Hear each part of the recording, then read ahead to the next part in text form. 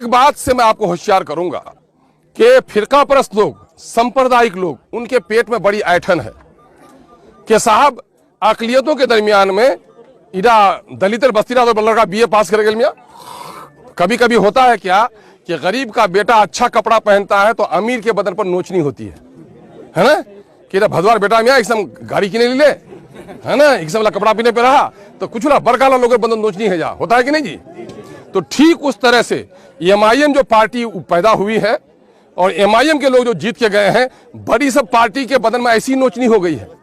ये सब तो हम लोग का गुलाम था, है ना। इसको कहते थे कि बोलो तो बोलता था, कहते चुप रहो तो चुप रहता था, कहते बैठो तो बैठता था, उठो तो उठो, मेरे हुक्म पर चलता था। लेकिन एमआईएम जब से जीत के आई है तो असेंबली में आप किसी को पूछने की जरूरत नहीं, एमआईएम का आदमी खुद से खड़ा होकर अपनी बात रख लेता है। तो बहुत सारे लोगों के पेटों में ऐठन हो रही है। नौजवानों, इसको करो, इसकी कदर करो कि एमआईएम सिर्फ तुम्हारे सड़क और पुल पुलिया के नहीं, बल्कि इस मुल्क में जहां दाढ़ी के नाम पर किसी को नोचा जाता है, टोपी के नाम पर किसी को नोचा जाता है, टिकी के नाम पर किसी को लड़ाया जाता है, उन तमाम तरह की मजबूत वकालत अगर कोई पार्टी कर रही है तो उसका नाम बैरिस्टर असदुद्दीन ओवैसी की पार्टी मजलिस इत्तेहादुल मुस्लिमीन है। अभी आपने देखा कोई पार्टी नेताओं की सब हिसाब किताब लो अपने एमएलए से, अभी लड़का फेसबुक चला, अभी बाजाबता 5 एमएलए को हाजिरी करा करके बाजाबता हमारे बैरिस्टर असदुद्दीन ओवैसी साहब ने कहा, अख्तर साहब आप जीते तो अमोर में क्या काम करा है, बैसा में क्या काम करा है, खाड़ी पुल का क्या हुआ, रसेली घाट का क्या हुआ, बिजली का मामला क्या हुआ,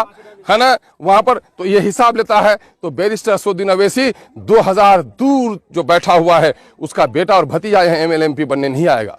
वो जो आपके मासूम चेहरों को देखा, वो जो उजड़ी हुई बस्ती देखी, दवा के बगैर बिलखती हुई माओं को देखा, तो वो दर्दमंद इंसान हर जगह पर आज सीमांचल की वकालत कर रहा है। इसको लेकर बहुत सारे लोगों को परेशानी है ना। कभी द्वारकी दे पिछू दे, कभी भिटार पिछू दे, कुछ बोला उसे कभी कभी बावर्ची खाना खराब करे तो करो ना, नहीं करो, है ना, चुला करो तो उसे।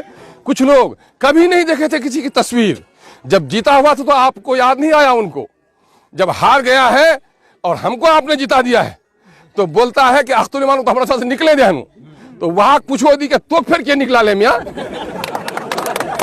है ना। तो ऐसे लोग आकर के दाएं बाएं, ये कौन लोग हैं? ये लोग हैं गुजरात के उन दंगाई लोगों के एजेंट। क्या अमोर बैसा के लोगों, बाबरी मस्जिद को तोड़ने वाले और गुजरात में माओ बहनों की इज्जत लूटने वाला कोई एजेंट हमारी बस्ती में इज्जत के साथ आ सकता है? अगर जिसको अपने माँ बाप की परवाह नहीं है, अपने बहनों की इज्जत की परवाह नहीं है, वो लोग फिरका परस्तों की हमदर्दी करेगा। जिनको अपने वतन से इज्जत है, जिसको हिंदू और मुसलमानों से मोहब्बत है, जिसको अमोर बैसा की इज्जत की तकरीम है, वो कभी ऐसे दलालों को फटकने नहीं देगा। आज की भैया, आज ऐसा गठबंधन है, नया गठबंधन, कमन कमन गठबंधन है, ये जदयू और कांग्रेस गठबंधन है, ये वहां समझ लो भाजपा गठबंधन है, इला सबला गठबंधन परेशान है कि हमरा अनार मुरार की करो हिनु अख्तुल ईमान अब तक रोशनी जले दिया कि हंजार मुश्किल हो जाए।